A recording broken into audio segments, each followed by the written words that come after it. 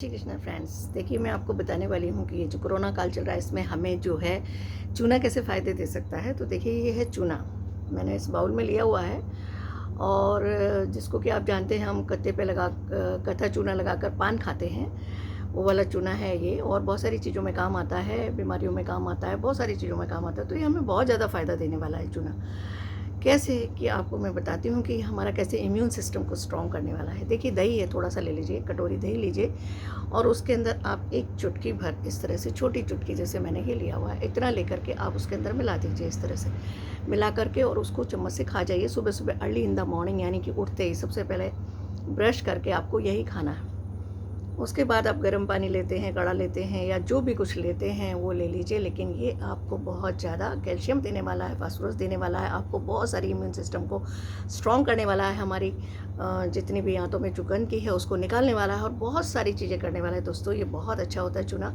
इसी तरह से आप थोड़ा सा अगर अपने बच्चों की इम्यूनिटी को स्ट्रॉन्ग करना चाहते हैं और उनको कैल्शियम देना चाहते हैं तो आपको क्या करना पड़ेगा, इतना ही एक चुटकी लेकर के आपको अपनी बनती हुई दाल में मिला देना है। दाल बन रही है आपकी और उसके अंदर बच्चे दाल खाते हैं तो उसमें मिला दीजिए और उसको चम्मच से हिला दीजिए, और वो बच्चे खाएंगे तो उनका जो है उनको कैल्शियम भी मिलेगा, क्योंकि खाली दूध से कैल्शियम नहीं मिलता है दोस्तों। कभी भी ये आपकी गलतफहमी है कि हम बच्चों को दूध पिलाते हैं तो उनको कैल्शियम मिलता है, तो उससे पूरा कैल्शियम नहीं मिलता है।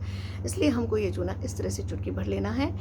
और अगर एक पान आप खाना खाने के बाद लेते हैं और उसके अंदर इतना सा आप जो है चूना लगाते हैं, जैसे मैंने अपनी टिप पर लगाया हुआ, ऐसा अगर आप चूना लगा लेते हैं तो भी ये आपको फ़ायदा देने वाला, आपका पाचन स्ट्रॉन्ग करने वाला है, यानी कि आपको जो पचता नहीं है खाना वो पचने लगेगा। और आपको एक जो है पान मात्र किसी व्यसन की तौर पर नहीं, कभी हफ्ते में भी खा सकते हैं, वो ले लीजिए सिंपल सादा, सिर्फ ये लगाकर और कथा लगाकर, ठीक है ना।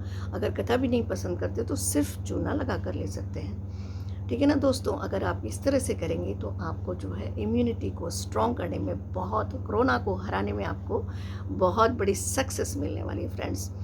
तो मैं आपको ये इसलिए बता रही क्योंकि अभी कोरोना काल चल रहा है, हर इंसान डरा हुआ, और डरने की कोई ज़रूरत नहीं। जब हमारे पास चूना है तो हम उसका प्रयोग करेंगे और उसके बाद हम अपनी इम्यूनिटी को स्ट्रॉन्ग करेंगे। तो दोस्तों अगर आप अपनी इम्यूनिटी को स्ट्रॉन्ग करना चाहते हैं तो इस चूने का प्रयोग करिए।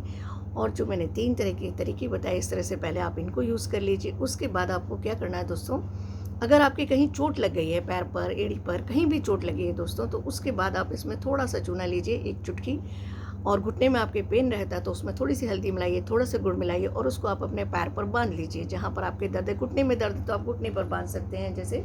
और अगर आपके पैर पर दर्द है, जैसे एड़ी के पास दर्द है तो एड़ी के पास बांध सकते हैं। आपकी कलाई में दर्द है तो कलाई के पास आप इसके रिंकल के यहाँ ऊपर बांध सकते हैं। इस तरह एड़ी के पास भी होता है उभरा हुआ पार्ट, ऐसे ही आपने घुटने के पास भी उभरा हुआ पार्ट होता है तो आप उस पर बांध सकते हैं दोस्तों। तो इस तरह से अगर आप बांधेंगे तो आपको बहुत ज़्यादा लाभ मिलने वाला है। तो आप ऐसा करके देखिए, और ये चूने के बहुत सारे लाभ हैं। आप ऐसा करेंगे तो आपको चूने से बहुत फ़ायदा होने वाला है। और भी एक चूने का फ़ायदा है कि अगर आपको जो है छोटा बच्चा है और उसको कहीं भी जैसे दूध वगैरह भी इससे हजम नहीं होता है और उसके लिए आपको कुछ करना है तो आप बहुत थोड़ा सा सुहागा लीजिए और बिल्कुल ही जैसे हमने उंगली अपनी झाड़ ली है इस तरह से, उस तरह से एक हल्का सा बिल्कुल ना के बराबर हमने जैसे अपनी उंगली को डिप किया हो कहीं, ऐसा करके आप उसके अंदर लगा सकते हैं तो उस बच्चों को दूध भी पचने लग जाता है। तो अगर आप इस तरह के ये उपाय करेंगे तो दोस्तों आपके लिए बहुत फ़ायदेमंद रहने वाले हैं। तो ये थी मेरे चूने के उपाय जो आपको कोरोना की जंग में जिता देंगे। तो दोस्तों डरिए नहीं और मिलकर मुकाबला करते हैं। सो इसी के साथ जय श्री कृष्ण दोस्तों।